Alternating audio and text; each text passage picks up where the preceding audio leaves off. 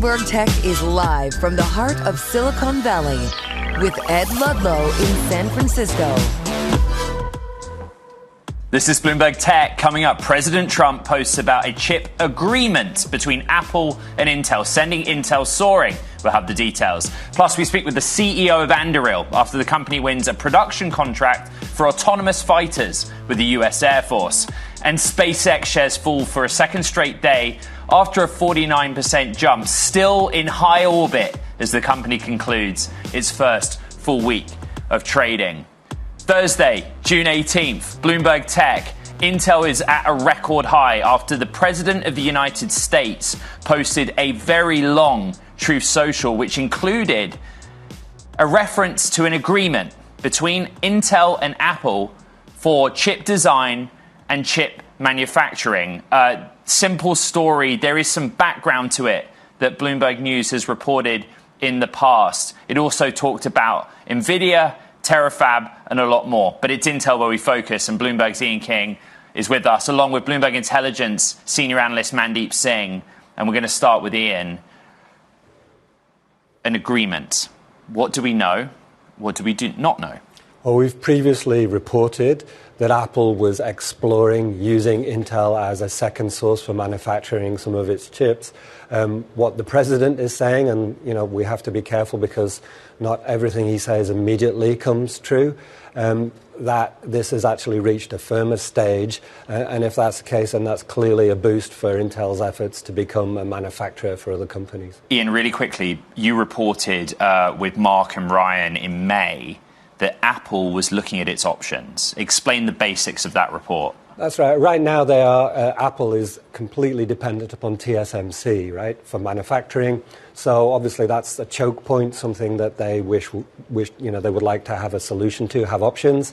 So you would look at Samsung and you would look at Intel as potential backups or potential supplemental manufacturers, and that's what we understand is going on. Apple's always been smart about the supply chain. That's the reporting and the details. Let's get the analysis. Mandeep Singh, who leads our technology research team at Bloomberg Intelligence. What are you making of this? Right, Ian outlined that actually in May there was a sense that Apple was looking at options, but you have the President of the United States saying there's an agreement.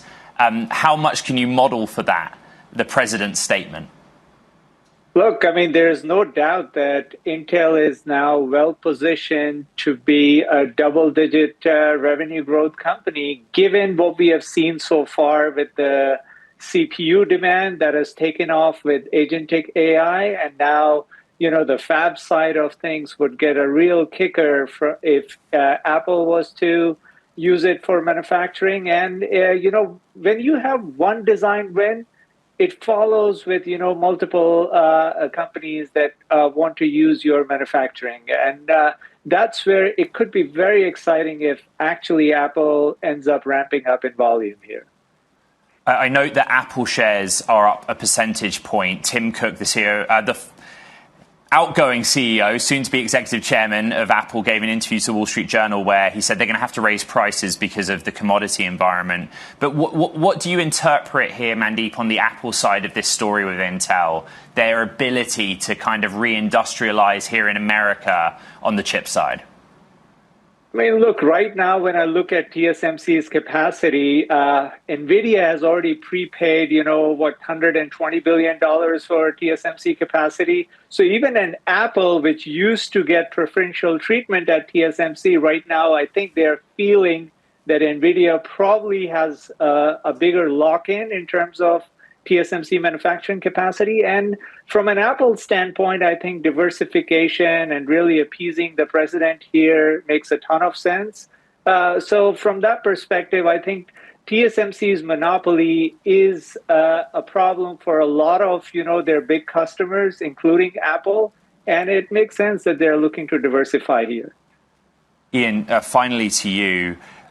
There's kind of two parts to Intel's foundry story. There's the process, the technology process, and then the sort of solidity of whether they have any customers. Where are they at with both of those things? Right. What they've said is that their process is getting better and better, getting closer to the industry standard, which would be TSMC, yield being very important there, the amount of good chips you make per production run. In terms of customers, they've said, look, we're not going to talk about it. We're hopeful. We've got a couple of big irons in the fire that might come to fruition in the second half of this year, but we're not going to talk about it. We're going to leave it up to them. We're not going to get ahead of ourselves. And so on that note, I point out that neither Intel nor Apple have commented so far on the president's post. Bloomberg's Ian King and Mandeep Singh of Bloomberg Intelligence, thank you both very much. Let's broaden the conversation beyond chips. The NASDAQ 100 pushing higher, 2% in the session. We're kind of trading near those records of recent weeks. I would say there's a lot going on in the market. Semiconductors are a big part of the market right now, but the Intel story is a catalyst and driver of that. There is the SpaceX part of this market, and then there is the role of the retail investors. The AI trade has been expanding. Investors are looking across software, infrastructure, the next generation of tech leaders for the market's next growth engine. Could those be IPOs? So much to discuss. Ankur Crawford, portfolio manager at Alger's with us. I always say this, one session a market does not make. Really interesting, though, how we're ending this short trading week in the US with so many factors. For you right now, what is the main driver of psychology for the technology sector? Gosh, I think that what I find is people are finally understanding how significant this AI trade is going to be, and that's what's getting reflected in some of the moves that you're seeing in the market. The impact of the shortages of the supply chain are also becoming very obvious, whether you see what's happening in memory or the optical supply chain.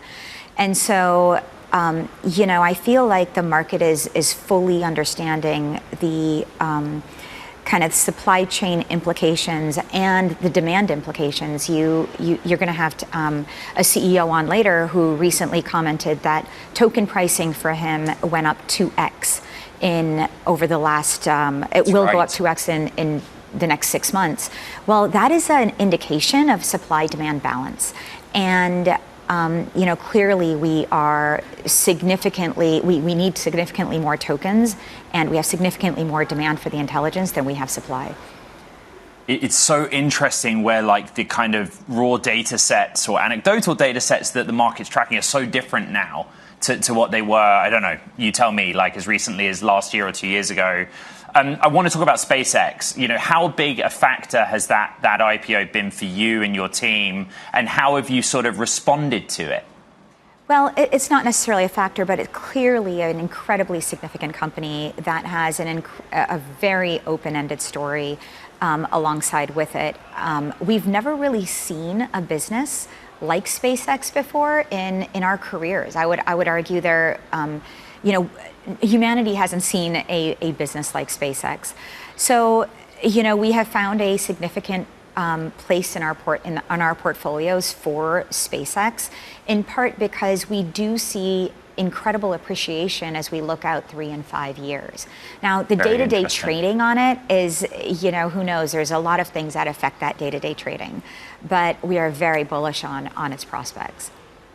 The retail investors played a big role here. We spoke to Charles Schwab, CEO, earlier. Let's get his take. It was a breakthrough event, I think, for the retail investor who was allocated roughly 20% of the deal, which is triple a typical IPO. So it's great to see retail having a meaningful seat at the table.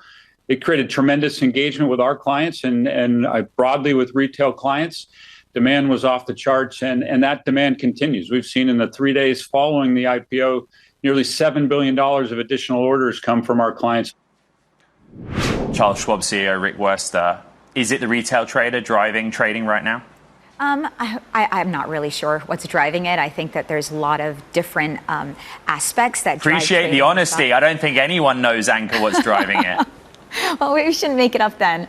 And so I don't know. All I can say is that sometimes the market kind of thinks about the next day or the next week. And for something like SpaceX, I think what you have to do is look at the long arc of time to understand what they are doing and the significant moat that they have created with, Starship and the reusability of Starship when that comes to fruition, and the different business models that will get unleashed.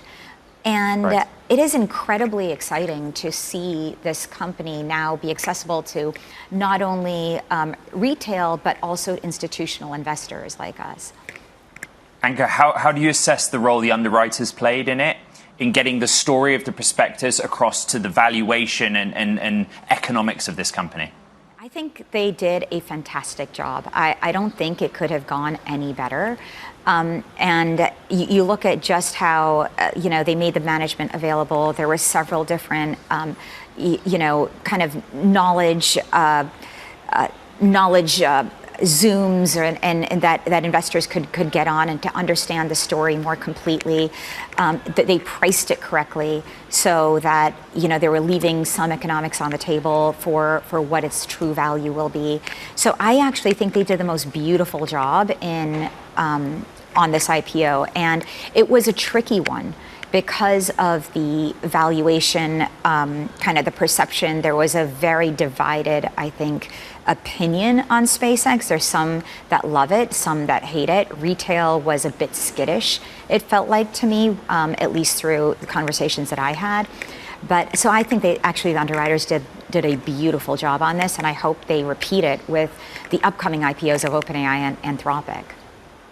Really appreciate it. And we're going to have that conversation about Anthropic and OpenAI later in the program. Ankur Crawford of Alger, back on Bloomberg Tech. Thank you very much.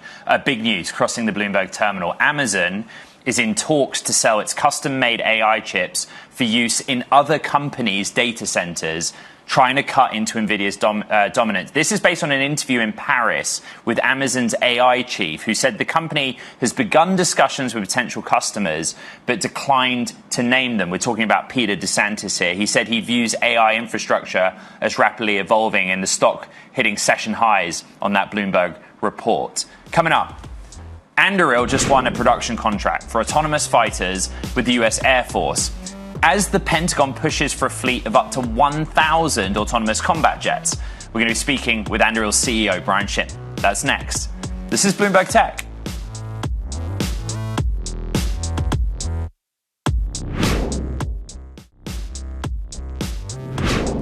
Anduril is having a major week. The defense tech startup just won a production contract for autonomous fighters with the US Air Force, secured a key role in the race to provide software for those aircraft, and is moving towards scaled manufacturing as the Pentagon pushes for a fleet of up to 1,000 autonomous combat jets. All of that comes as defense stocks and military technology remain in focus amid the fallout from the US-Iran conflict and what is a fragile new diplomatic agreement. Joining us now live on Bloomberg Tech, Anduril CEO, Brian Schimpf. I think Anduril's in this place in its evolution and life cycle where you're trying to manage winning new contracts and put out new technology and ramp what's already out there. Just talk about that trio of news you put out and how you pulled it off. Yeah, so we are extremely excited to be awarded this production contract for the Air Force Loyal Wingman fighter jet.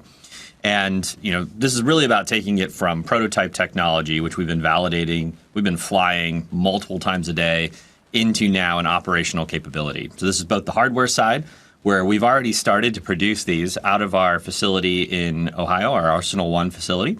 And we are now confirmed to move this into a production aircraft, right? So really start to ramp this next year. So it's super exciting. But that challenge is real, right? And we know the defense industry has had struggles ramping production to the demand we're seeing around the world. But this is something we've systematically invested in, and everything we're showing is that we're hitting every ramp that we've promised to hit. There's like the established systems, Fury, and there is the next phase of product and contract. How difficult a decision is it to assign resource, to know where to put teams and capital right now? We're seeing demand through the roof across the board, right? And this is everything from weapons programs, aircraft programs, you name it. We're seeing just a massively increased demand across the board. But we've been able to scale incredibly well, right? We've doubled headcount every year. we are continuing to be able to resource these successfully, right? And I think we're just an incredibly attractive place to work. So for us, the challenge isn't really, where do we put resources? It's just, running through it as fast as we can, which we've demonstrated the ability to do year over year for, the past near decade now. So that part we're not as concerned with. But, I think a huge credit to the Air Force on this. They have decided to move out in, I think, the fastest fighter jet program since the 1950s. Like, this is just an immensely fast pace. And I think it shows that the government can move when it wants to, and that industry can respond to that pace. And it's just an incredibly exciting time to be able to deliver these capabilities. How do wins like this translate to the revenue run rate? They're big announcements, big deals, but for the financials of this company, it's immediate or it's a distant opportunity? These types of programs give, just this amazing base of growth for the next, 5 years, right? And so this is about how do we lock in that growth and success we've seen to date into something that's going to be producing and delivering for the next decade. And that's something that I think really, when we look at the financials for the out years, when we stack in all the types of big programs that we're working on now, it more or less gives us an extremely solid base that we're going to continue to grow on and compound on in the future. Brian, I appreciate this is about autonomous fighters. Every time you come on the program, I get a flood of requests to ask you about subterranean. And I get the sense that it's not even that exciting to you guys. So what are the next domains, the next big bets that you probably can't talk as much about, but everyone wants me to ask you about? Yeah, we're doing, an immense amount of work in space. There's a huge number of areas where, this is becoming the next generation warfighting domain. I think the Space Force is talking a lot more about the adversarial activities that Russia and China are doing regularly. They are constantly maneuvering around space, threatening the U.S.'s and allies' satellites. I think there was an open source report of Russia maneuvering against a satellite that's a commercial satellite that's used to provide intelligence to the Ukrainians. So this is an area that's, an active growth area that is incredibly important for the U.S. to have leadership in and deter the adversarial activities that, our adversaries are doing every day. The other area we're just seeing an immense amount of growth in is on the weapons side. You can read all the reports. Everyone is well aware now of what's been sort of a poorly kept secret for a long time, which is the U.S. has amazing weapons, right? Like that's been obviously true, but the inability to produce these at scale to supply our allies, the huge delays that exist in delivering these, is a major strategic issue for the U.S. and our allies. And so that is translated, out of the conflict in Iran into, an immense amount of demand to build up next generation weapons capabilities that can be produced at scale. So looking at the Iran conflict, what is the lesson that you think is learned here for the Pentagon on these types of technologies and war preparedness? Yeah, so I think, there's a lot of different lessons you can take away, but one of the biggest ones was really, when you look at the number of strikes, the number of munitions consumed in the first 30 days of the conflict, it was something around 10 times the amount we consumed in the entirety of the Gulf War, right? And we're shooting, nearly a decade of Tomahawk production in a week. Like, these are really serious quantities of munitions consumed in these modern conflicts, and it parallels what has been seen in every conflict that's played out in the last several years. Particularly as you look at Ukraine, where the amount of munitions consumed is staggering. Right. So I think this question of how do you actually get the inventory, the stockpiles, and have the producibility that you need, that becomes one of the critical questions. And the U.S., again, has amazing weapons, but for the vast majority of scenarios, you can deal with things that are sort of lower price and more fit for purpose, and the types of uses you're realistically going to have, and what you need to convey to your adversaries, you have the resiliency to do. And so that is probably the biggest shift I've seen out of this conflict, which is really looking at and accelerating how to get to more producible capabilities quickly. And we've got, maybe a half dozen or more different programs that have initiated out of that. Brian, we just have 30 seconds. You've said Arsenal 2 could be built outside of the United States. Big market for you is Australia. Taiwan is a big factor in Anduril's guiding mission. Are those realistic locations? Yeah, I mean, we have.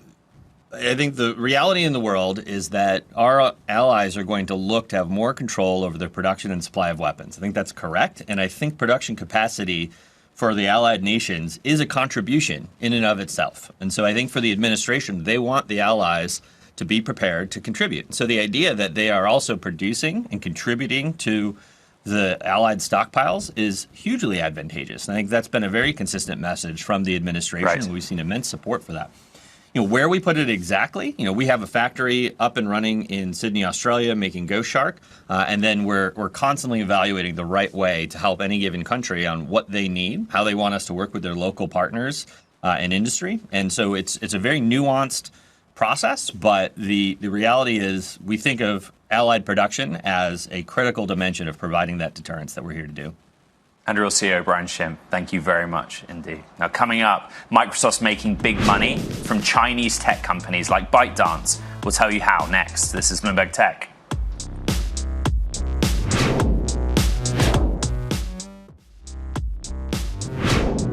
Microsoft is cashing in on China. Unlike its competitors, the AI cloud maker is selling its Azure cloud models to Chinese tech companies, including TikTok parent ByteDance, which is on track to spend $1 billion as Microsoft's top client. Bloomberg's Matt Day has more. So there's the idea that this is atypical, right? Doing business in China full stop. But in the AI domain, what are the models that Microsoft is able to sell into that market?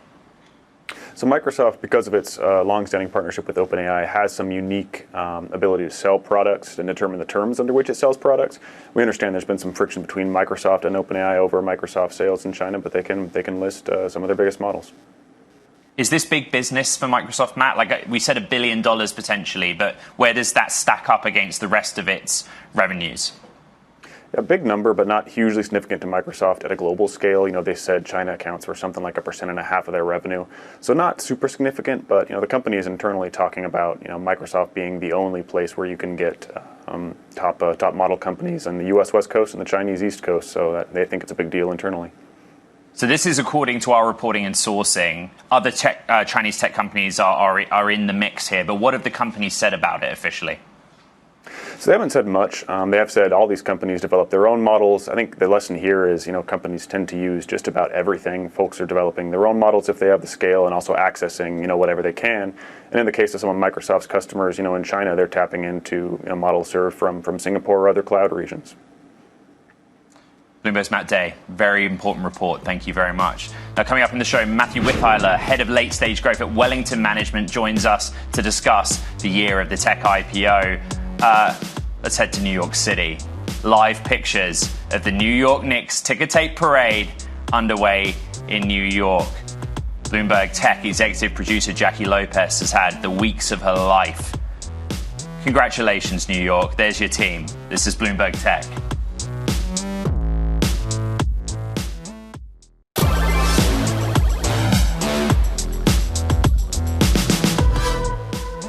Welcome back to Bloomberg Tech. The big technology story out there today is Intel and Apple. The president of the United States saying on Truth Social there's an agreement between the two for Apple to work with Intel on domestic chip manufacturing here in the US. Neither company has commented, but Intel shares trading now at a fresh record high. Apple has actually pared most of its advance. It's up 0.4%, had been up 1.5%. Would also note that Apple's current CEO, soon-to-be executive chair, Tim Cook, gave an interview to the Wall Street Journal last night saying that Apple will have to raise prices because of where commodities, memory is at right now. Maybe that's a factor, not clear. We'll continue tracking the stories. There's a bigger story in technology and markets. For years, one of the most reliable fuels for the massive big tech rally was steady share buybacks. But the AI race is proving so expensive that repurchase programs are kind of evaporating. Bloomberg's Michael Regan joins us from New York to explain this shift. And there's two parts of it. It's like CapEx is expensive, impacts the share buyback program, but also loads of companies are issuing new equity, new stock. Explain it all. Yeah, and it's really just an amazing paradigm shift for these stocks. When you think about it, Alphabet, Google alone over the previous 5 years had bought back something like $280 billion in their own stock. Now they're going the opposite direction, planning to sell about $85 billion worth of shares to help fund this capex. And I really, it is fascinating because these buybacks were really a driver of the market for a long time, but it really kind of exposes the notion that, yes, shareholders, investors are happy when they hear about buybacks. They're happy to have a new buyer of the stock and shrink that share count and boost EPS. But at the same time, it really does signal that maybe these companies didn't have something better to spend this money on. Now they do, as far as building out all this spending all this capex to build out the data centers. And investors, for now are happy that there's a better plan for all this cash that they generate. Time will tell if that stands the test of time and these investments prove to be positive returns on investments. But for now, the market's happy with it. Obviously, the chipmaker stocks are thrilled about it.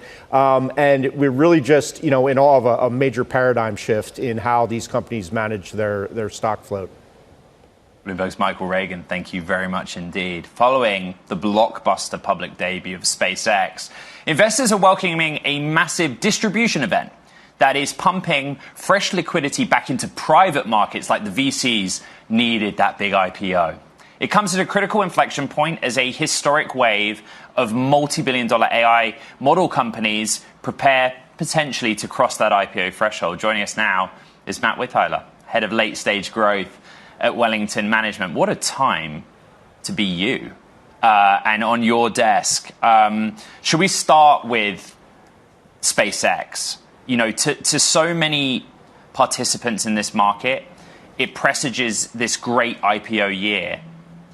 Is that what you expect? I think that's exactly right. If you rewind the clock and you look back to just March of this year when I was last here with you, we were talking about the fact that the first of the big ones to go out will be SpaceX, and that this year's activity will be driven by the mega cap private companies that are now going public. And we had that in SpaceX. And again, if you rewind the clock and we think about the conversation you and I had back in March, we were talking about the fact that I believe that SpaceX would perform well. And I think we're sitting here today, not quite a week into their trading, saying, SpaceX is performing as expected. Mr. Regan just raised some really interesting points, which is it's not just IPOs. Generally, this market could be flooded with equity. It's not universal that it's a good time to go public. I spoke to Ali Ghodsi, the Databricks CEO, very recently. Here's his take. 3 mega IPOs that have been rumored. One of them happened. So letting those kind of go through the system and see how that sort of plays out and things stabilize a little bit. I stand by what I said. I think for most other companies, it's probably best to wait it out. I think Wellington's on the cap table of Databricks, right? But that's one view, right? There's so much will happen that Databricks might not for that reason. Yeah, there's a lot in the pipe. There's a lot coming down. But I think what the precipice tipping point will be for the next batch of companies will be how these first 3, the 3 mega ones that we talk about, how they perform. And I believe the subsequent 2 that are coming will likely perform very similar to SpaceX, which is with a lot of enthusiasm, not just from retail investors, but also from institutional investors. And I think that is the setup that the next batch of companies, maybe a Databricks as an example, would be looking for before they decide to come to the market. Just purely as case studies, if Anthropic and OpenAI go next, that what they've said in their limited ability to speak publicly is an IPO is the only mechanism to raise capital at the levels they need. Find that really confusing because, they both did such ginormous private rounds so recently. The private market seems very willing to support that growth. The private market is. There's just not sufficient capital to support the capital intensity, as we were just hearing about, of these model companies in perpetuity. And the private markets do not offer enough liquidity for the investors in these businesses to ultimately get liquid without ultimately going public. And to put that in kind of understandable terms, the private market transacts in a full year what the public market transacts in a week. And so the volume of liquidity available to public market companies is dramatically different to what's available on the private side. How much are private market investors in these leading frontier labs now needing to model for and take into account political risks. I'm talking, of course, about the administration's intervention in certain use of technology, but it's not just the US, right? We're talking about jurisdictions like the EU. I think that it is a factor that people are now starting to incorporate in their thinking for how some of these technologies will evolve. And I think it's a big open question mark as to what the future of the model builders, as an example, looks like with respect to regulatory action. But what I do feel confident that it is in everybody's interest, the model builders themselves, as well as the governments, to support and ultimately enable this. Because if the United States or China or the governmental agencies are not promoting this, we will be left behind and we will give up the advantages that are accruing to the top builders today. So I think it will resolve. It's a question of how it resolves. Matt, I'd really appreciate your insight here, even if the answer is no. How closely did you read the SpaceX prospectus, the story they were trying to tell, and then extrapolate out to how that might apply to everyone else, OpenAI, Anthropic, Databricks? You know, it was so interesting to see their TAM numbers and how they see the world in the very distant future. I would say that SpaceX is unique, and SpaceX is unique because Elon Musk is unique. And so when I think about the SpaceX story and I think about the market cap that SpaceX is currently trading at, I think people are willing to, for Elon, say, I believe in your vision of the future, and I believe you, Elon, can deliver on that vision. And I would say that is a relatively unique place in the market. There are not many other entrepreneurs or CEOs I can think of who could go out and tell a story that's 5-10 years out in the future and get credit for that story today. So I think when you think about the model builders going out as the next generation or the next IPO candidates, I think those companies will more likely trade on fundamentals than maybe where SpaceX is trading today, which is, again, a little bit of the Elon magic dust around ability to convince the world that he will be the person who gets us into the future. Let's talk about that in the future then when you come back. Trading on the numbers, not the names, if those AI companies go public. Matt Witheiler, head of late-stage growth at Wellington, thank you so much. Now, coming up, as the AI race shifts from model to infrastructure, Rumble's betting big on compute. Rumble, yes, that's right. CEO Chris Pavolvski joins us next. This is Bloomberg Tech.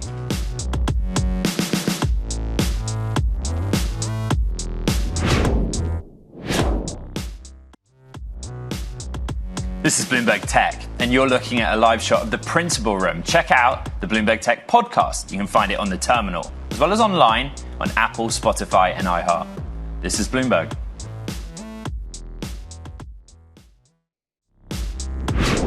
The story's still here. The AI boom is fueling an intense race for the infrastructure behind it. Rumble, best known as a video sharing and cloud services platform, is looking to capitalize on that trend through its acquisition of Northern Data and the launch of Quake AI, a new platform combining cloud, compute, and AI infrastructure. Joining us now is Rumble CEO Chris Pavolvski. There is a lot here. Let's unpack it all. So the company is going to change its legal name to Rum Group.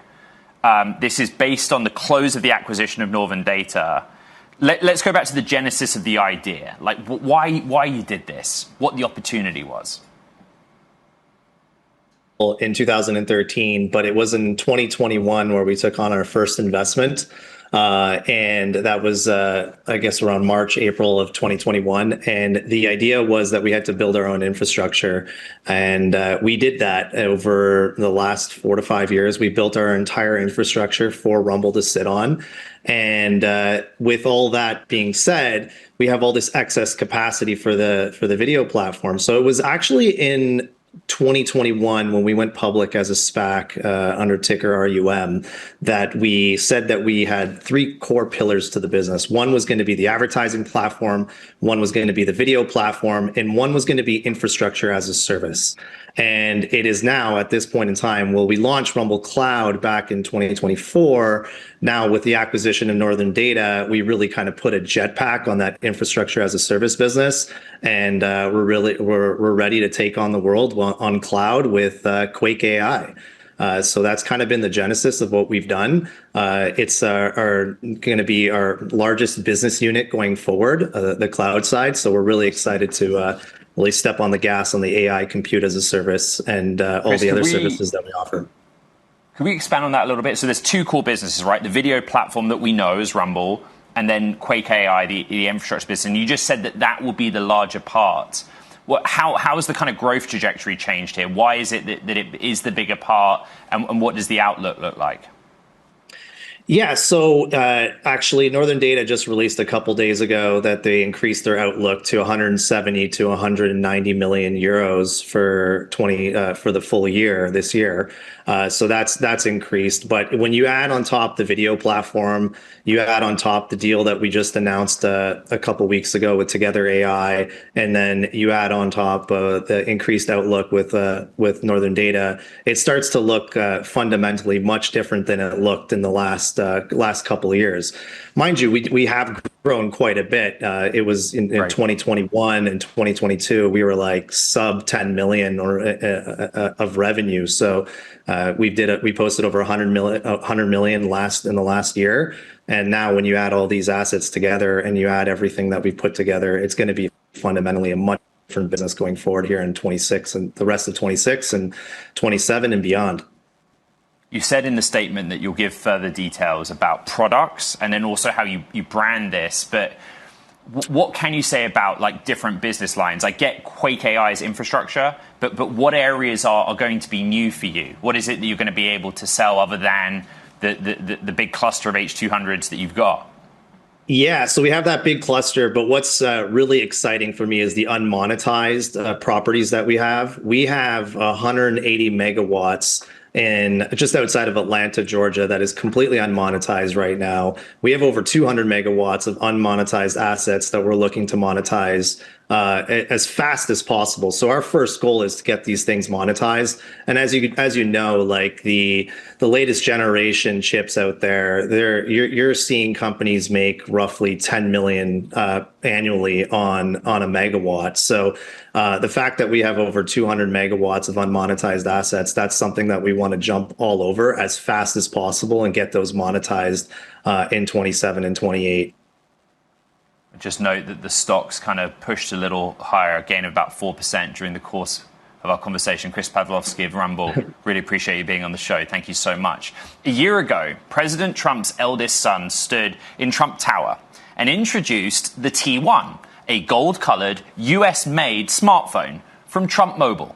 The device is finally out and maybe not living up to all its promises. Bloomberg's Dana Wollam, our consumer tech editor, joins us, and the team, as we can see in the video, has had its hands on the T1. The main takeaways, please. Yes, so the phone is out. It's real. Does not quite live up to the pitch. For what it's worth, not exactly gold, mustard colored, and we think really not made in the U.S. Other sites have done teardowns of the device, and it appears to be an exact match for an HTC device. That's the Taiwanese brand, a certain model that came out about 2 years ago. And it's a serviceable phone. It's a mid-priced, mid-range Android phone. And in some ways, the specs are actually quite decent. In some ways, not. The camera performance in particular lags. But there are better options at this price range, and worth noting that the software support is one of the biggest just areas of uncertainty. It ships with Android 15, and most Android phone makers are already on Android 16. This week, Android 17 started rolling out to certain devices. So that's actually one of the biggest points in the review, is if you're going to just now buy a new device that you might be holding in your hands using for a few years, don't you want the security of the assurance of having the most recent up-to-date software and knowing that it will continuously be updated while you own the device? Bloomberg's tech editor, Dana Wollam, thank you so much. Sticking with phones, Apple is preparing a second-generation iPhone Air set to debut next spring. Sources say the prototype has a second rear camera, and the company's working to improve the battery life. The new Air will run on a version of the A20 Pro processor that's the same chip coming to this fall's iPhones. Coming up, toys, take on technology, and the summer box office. We'll talk about what people are saying, what people are watching, what people are playing, and what people are cheering. Yes, that is Woody. And that's next. This is Bloomberg Tech.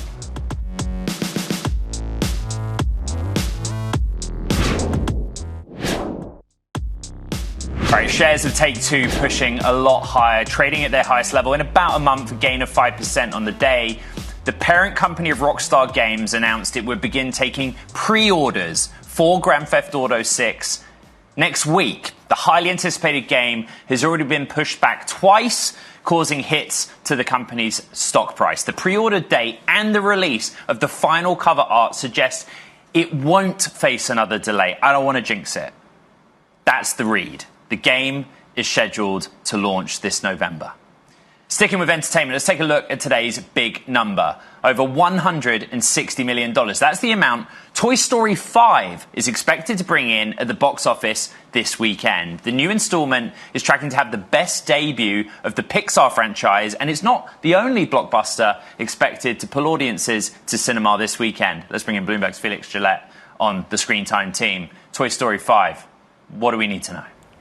Jesse's origin story. We've already got Lightyear. And, it's basically more fun. It's part of this packed schedule for this summer. I think if you're a theater owner, you're finally breathing a sign of relief. It's probably the best summer lineup that Hollywood has rolled out since pre-pandemic days. And Toy Story is a big part of it. I watched The Mandalorian 2 days ago with my wife, and we were the two of only three people in that room. So I get the box office weekend. What else is on deck apart from Toy Story? And do you need to watch Toy Story 1 through 4 first? You should, just for the fun of it. Okay. But you don't have to. What else do we have? I mean, there's a new Spider-Man movie, the new Minions movie, new Christopher Nolan movie, Odyssey's coming out, Moana, live action, Supergirl. There's really a packed lineup. And in addition to all the big studios, you're also getting a lot of help this year from some of the smaller players, A24 with Backrooms, some of these YouTube creators that are coming out with these low-budget horror movies that are doing terrifically. Even Amazon chipping in with Project Hail Mary. All of it's adding up to a very strong summer lineup. Okay, Bloomberg's Felix Gillette, thank you so much. Now, before we go, the New York Knicks ticker tape parade is underway. Let's go over to City Hall Plaza in New York, where Bloomberg's Randall Williams is standing by. Tell the Bloomberg Tech audience absolutely everything that is going on that they need to know and what the vibe is right now in New York City. This, Ed, is a basketball party unlike anything I've ever seen. New York City's been waiting 53 years to party like they're partying right now, all the way up down the street, all the way here to City Hall. And so when you think about what the Knicks mean to this culture, you think about Rucker Park, you think about Dyckman, these street courts that have birthed so many street stars in basketball, and now you think about the Knicks today, Jalen Brunson, Karl Anthony Towns, Jose Alvarado, New Jersey and New York hometown kids. There is not a story you could write better. And for what it means for the NBA has been taking a beating in previous years in terms of the conversations about TV ratings. Everyone's been saying, the league is down, the league is down. Well, the Knicks played the San Antonio Spurs, they beat them in 5, and the ratings were up. So they were up so high that they were on par with some of Michael Jordan's numbers in terms of, not quite as high as Michael Jordan's numbers, just right below it. And so when you think about that for the NBA's elated. Jalen Brunson is elated. They're going to be here right behind me at City Hall giving all their speeches. And that's going to be a wrap on the NBA season. Next week will be the NBA draft, and we'll go into the Summer League. But the NBA is thrilled. The New York Knicks are thrilled. And, of course, New York City basketball fans are having the time of their life. Bloomberg's Randall Williams live outside New York City Hall. Bloomberg Tech audience says, why are you covering basketball? I remember 2018 and 2022 when the Warriors won and the tech sector and Bay Area going wild. So New York City would do that for you as well. That does it for this edition of Bloomberg Tech. More live pictures, New York City, Knicks parade. Our top stories in the markets. Intel is up, trading at a record high because the President of the United States said on Truth Social that it has an agreement with Apple to bring chip manufacturing for the iPhone maker back to the United States. SpaceX down 8%, $177 a share. But remember, this is only the 5th day of trading since the blockbuster IPO that priced at $135 a share. And its valuation is still out of this world. This is a story that won't go away, but we are a long way from the lockup period fully expiring. So we're going to track the mechanics of it. Remember, it's a short trading week in the United States. Friday is a holiday for some and many. So recap today's show on the podcast. You know exactly where to find it. On the Bloomberg platforms, the terminal, and online. Apple, Spotify, iHeart. What a week. This is Bloomberg Tech.